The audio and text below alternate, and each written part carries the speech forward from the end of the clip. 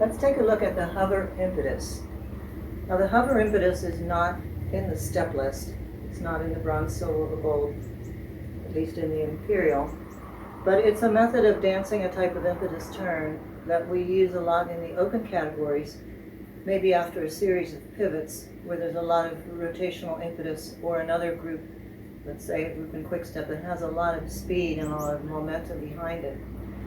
So it becomes easier to do with the heel pull action instead of the heel turn. And then you rise at the end. So we're going to talk about the heel pull for a moment. Now the heel pull is the element, and the figure itself is the hover impetus.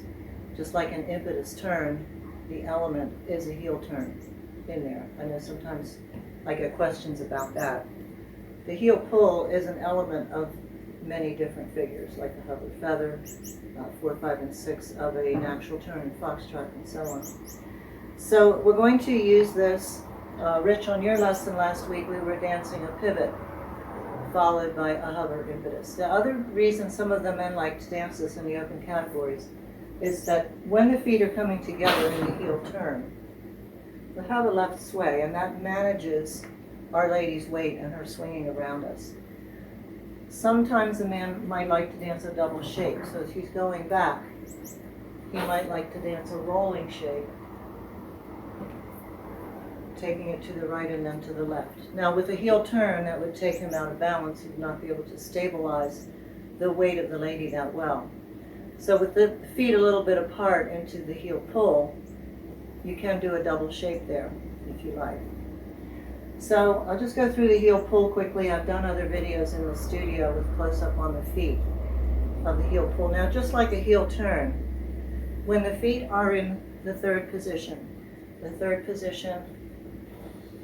is when we're at the instep. There, that's also our tango position. That's roughly where the actual turn takes place, on the heel of the foot that's receiving weight. Right. I have turn through my leg bones, I have rotation through my thighs. I'll begin to curve in the room, but the actual turn on the heel is happening roughly at that position. So we don't want to grab the feet back and then try to turn. Now exactly the same thing would happen on the heel pull, the difference being that the feet will end up slightly apart. And again, I'm rolling across my feet from foot to foot. Now normally on a heel pull there is no rise. Now if I'm dancing a hover feather, having completed the heel pull, I would then rise into the feather. If I'm dancing a hover impetus, then I'll also have a rise at the end of my heel pull. So moving back, all the things we talked about in the heel turn exercises, and recently I did one specifically for the lady in the heels. All the techniques are the same, just that I had a request to do it in the high heels so we could see the practice.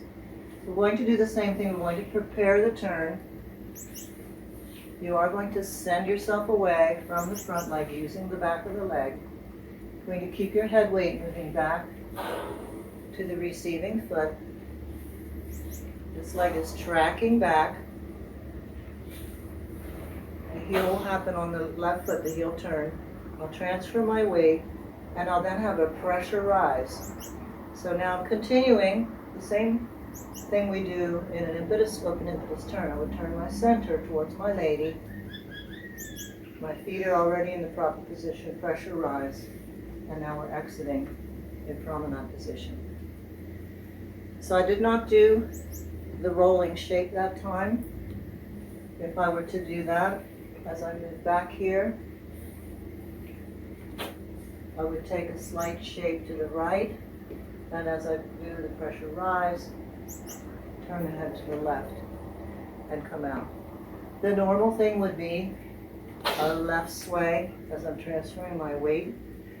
Now make sure on these sways, it's very easy for the man to do a broken sway. Now, we'll talk a moment about broken sway. There's broken sway as a mistake and broken sway as a technique. So normal sway is danced through the base, the ankles and the knees and the hips. are going into the incline towards the center of the turn. That's my action. The reaction is in my upper body. Now, always in a sway, though, we would want to make sure that we don't dump our body off of our base. So that would be a mistaken broken sway. Or where I need the technical sway or the sway that manages turn, and instead of doing it in my base, I try to do it in my top. A good use of broken sway would be, for instance, on a tipsy, or sometimes actions that we might do in tango for a quick switch. We're dancing a tipsy in quickstep. We would use a broken sway there as a very quick action from the top. In any case, whether it's a technical sway, a full sway, or a broken sway that's correct, we need to make sure the upper body is maintaining balance over the base. So now I'm doing more of a broken sway action, but I'm not putting my upper body outside of my feet. And if I'm doing a true technical sway coming from the floor, I always want to make sure still that my upper body in its curve is still maintained to where I have an axis, although the axis now is not straight through my spine. The axis will be from the line of gravity of my head down to the floor, and I'm changing outside of it.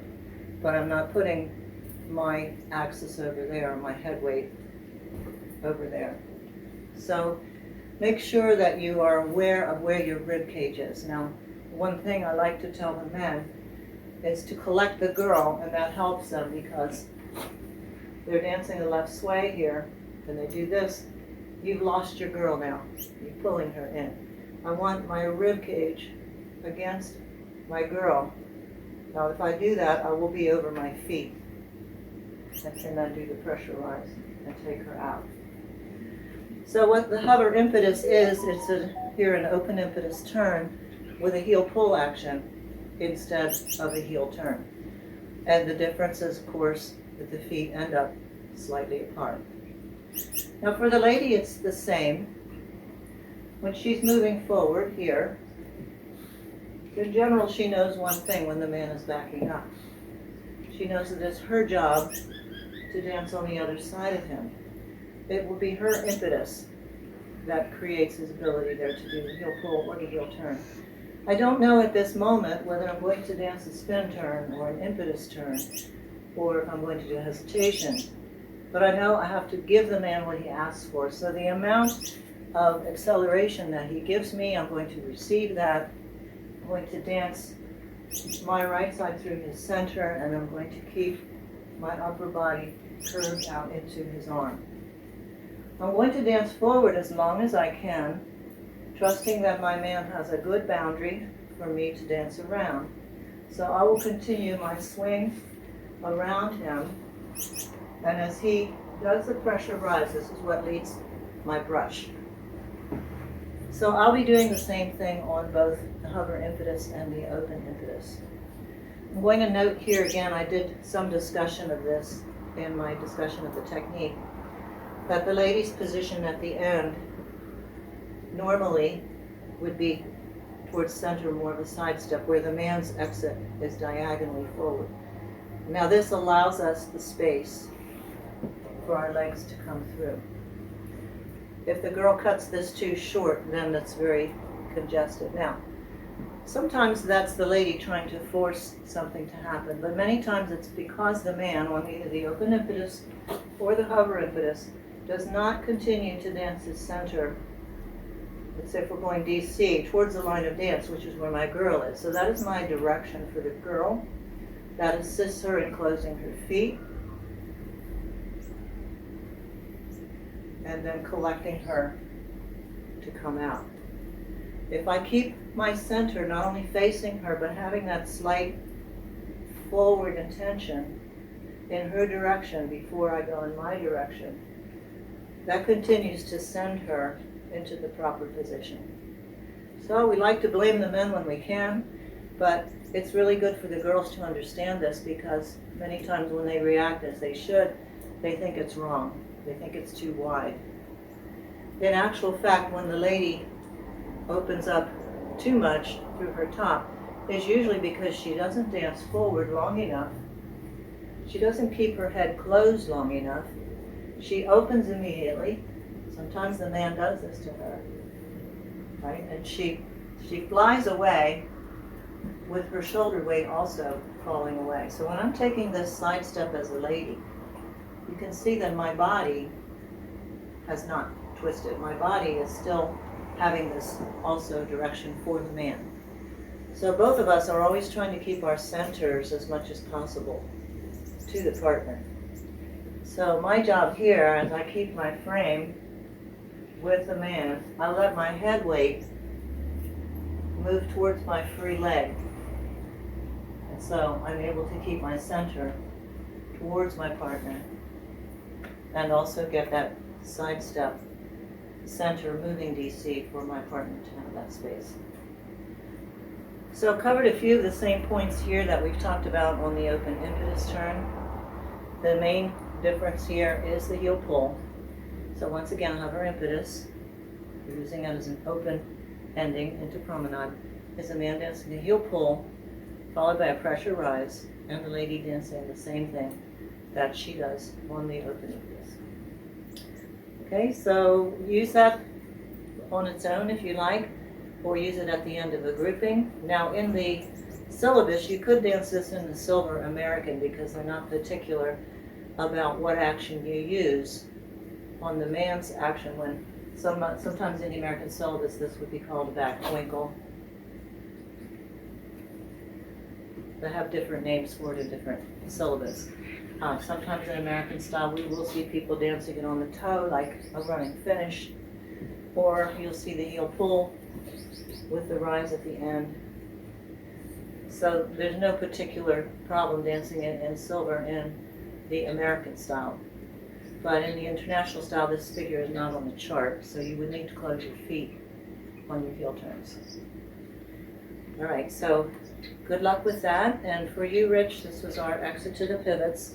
So what you do have to keep in mind is where you are as you're finishing a pivot to prepare the impetus turn. So you're receiving rotational energy. It's still coming with you, but you don't want to continue on into now another pivot. You'd want to allow the impetus of the rotation to soften and know where you are in the ending of your grouping.